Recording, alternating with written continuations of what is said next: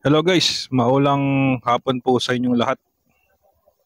Bali na dito ako ngayon sa Washington Place sa Dasmariñas, Cavite.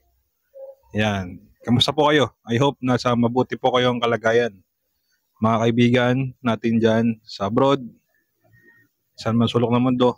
I hope nasa mabuti po kayong kalagayan at sa patnubay ng ating Panginoon. So nandito po ako ngayon sa Washington Place sa Dasmariñas, Cavite.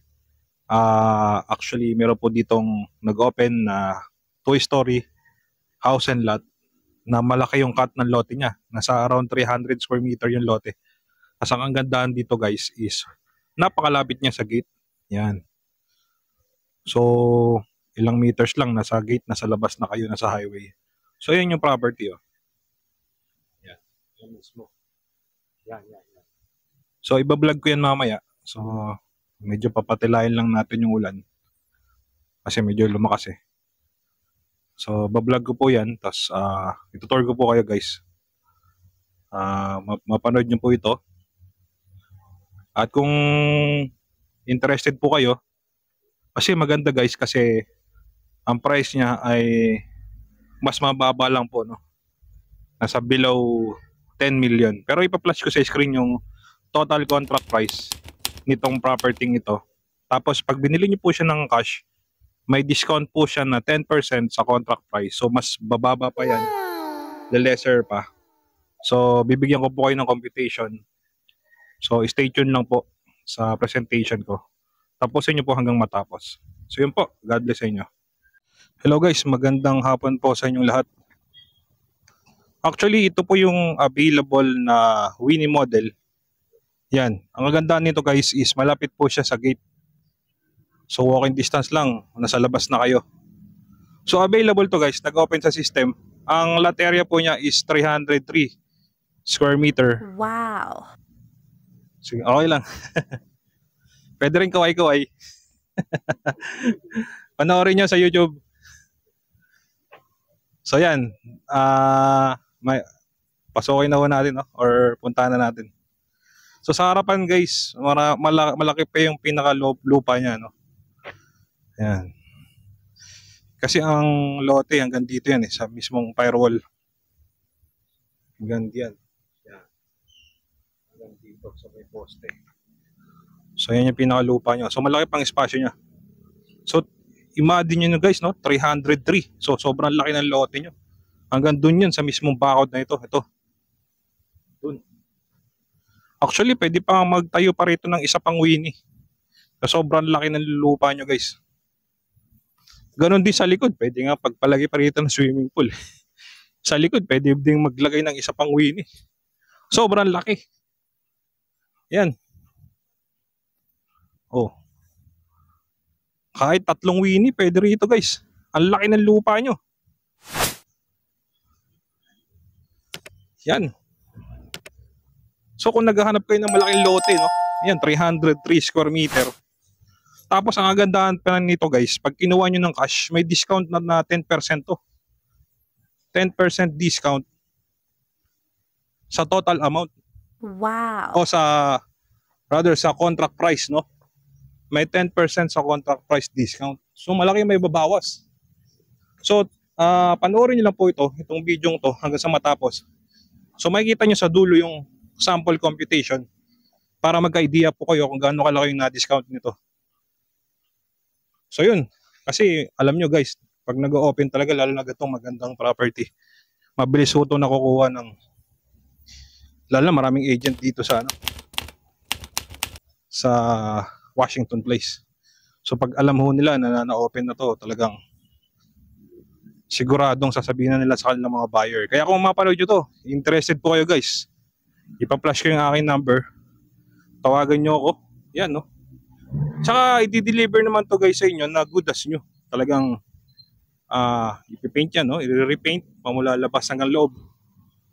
Tapos kung may mga damage sa loob, papalitan mo yan ng bago. Talagang di-deliver ho sa inyo na good as nyo.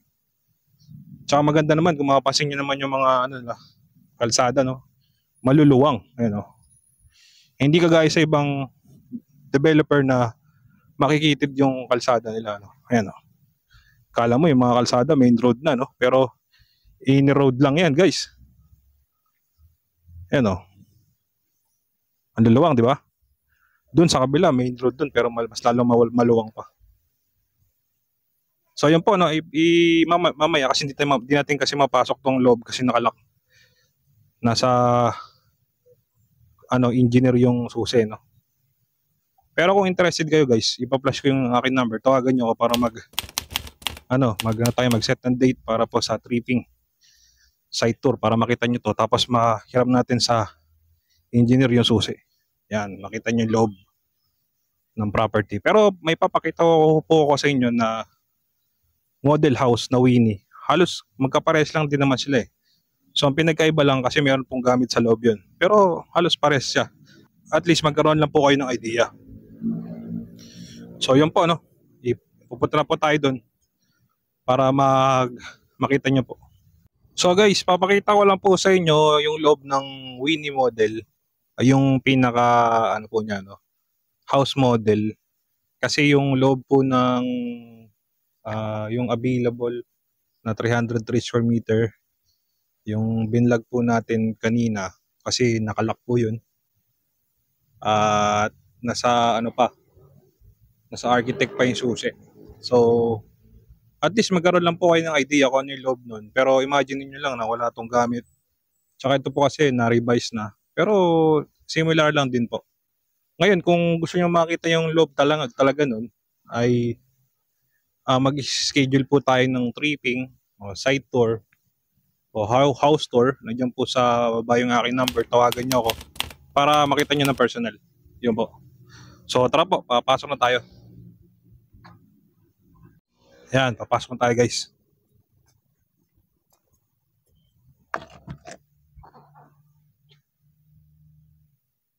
So ito po yung pinaka loob ng Winnie model. So try to imagine na lang na walang gamit kasi yun po ay ready for occupancy na may tumira na dati kaso lang yun nga na forfeit. So forfeit sa bangko tapos sinurrender uli sa developer. So binibenta uli yun ng developer, guys. So ito yung loob. Yan. So isipin nyo lang, guys, na walang gamit. So gantong-ganto rin yung loob nun. Yan.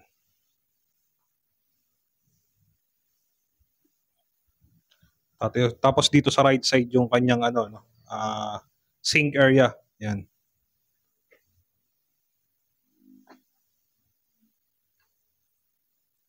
Yan. Tapos dito sa right side, actually pwede tong gawing study room or jetty room, or kung gusto niyo pong bedroom sa ground floor, pwede to. Yan. So ito, dinesign lang to ng developer na study room. Yan.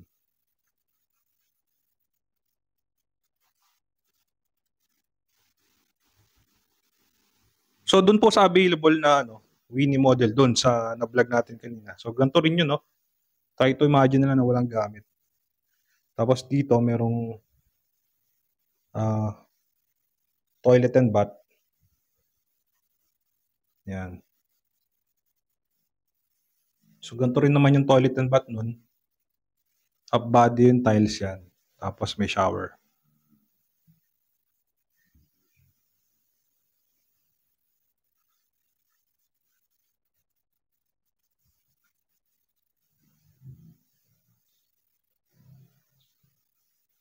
Tapos rito may pintuan papunta sa labas. Ayan. So ganito rin yung dun sa na-vlog natin kanina. Yan. So maganda ang pintuan na gawa ng Washington. Hindi siya gawa sa kahoy. Steel siya, no? So, talagang matibay. Tsaka hindi na Yun ang kagandahan. Pag kukuha kayo ng property dito sa Washington Place sa Dasmariñas, Cavite. Tsaka kagandahan pala guys, pag kumuha kayo ng house and lot dito sa Washington Place sa Dasmariñas, Cavite, so bibigyan ko lang po kayong konting idea. So dito po kasi nakasubdivide na yung mga titulo ng lupa. So meaning, madali na pong i-transfer sa name ninyo yung kung anong kukunin yung house and lot. Yan. So madali nang may ilagay sa inyong pangalan. Once na nabayaran nyo ng total amount, yun, ipaprocess na yun ng developer. Tsaka gandahan, pag kumuha kayo sa developer ng house and lot guys, ay doon sa total price niya, total contract price, including na yung transfer of title, yung capital gain tax, yung po kagandahan pag kukuha kayo. Talagang all in na. So check na ho natin sa second floor.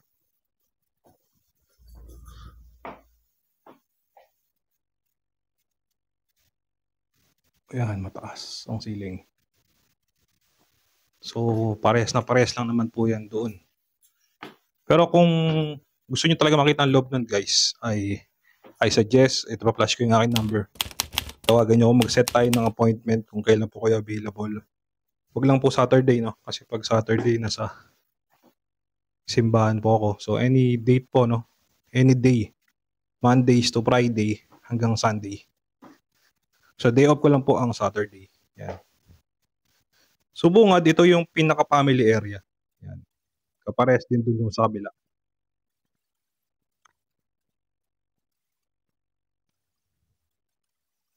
Yan. Tapos, dito sa right side, ito yung pinaka-master's bedroom. Yan. So try to imagine lang guys na wala siyang wala siyang kama,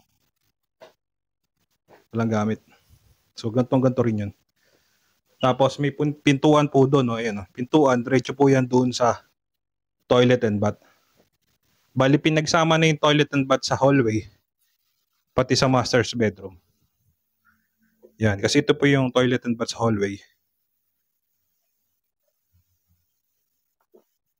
Tapos meron din dito. Yan.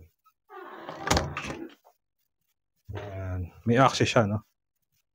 Ito yung pinakapapunta sa master's bedroom. Yan. Pag magsi-CR kayo, sasarado nyo lang to. Yan. Parang alam na may tao. Yan. Kasi pinag-isa nila eh.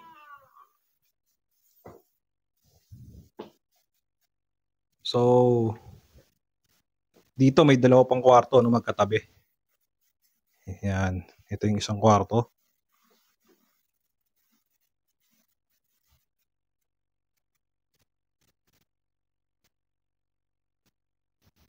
Yan.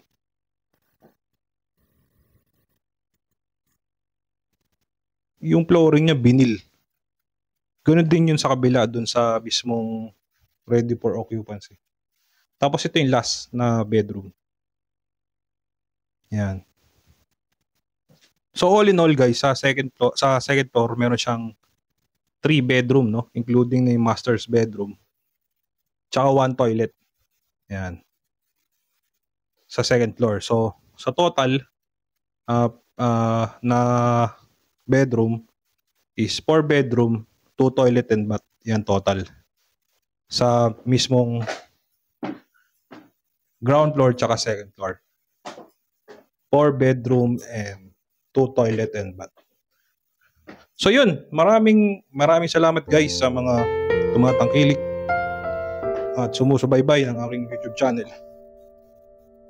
Yan, sa mga hindi pa bilong, don't forget lang po to like and subscribe para ma-update po kayo sa mga upcoming ko pong videos. Muli guys, kung nasan man kayo naroon, aking dalangin ang inyong safety and patnubay ng ating Panginoong Diyos. Lalo na yung mga kababayan natin sa abroad, no? Ingat-ingat lang po kayo dyan. I will pray na ang patnubay ng Panginoong Bahal na Espiritu ay lagi pong sa inyo at sa inyong family. Yan. good health and more prosperity. So yun lang po. At maraming salamat. Take care. God bless to everyone.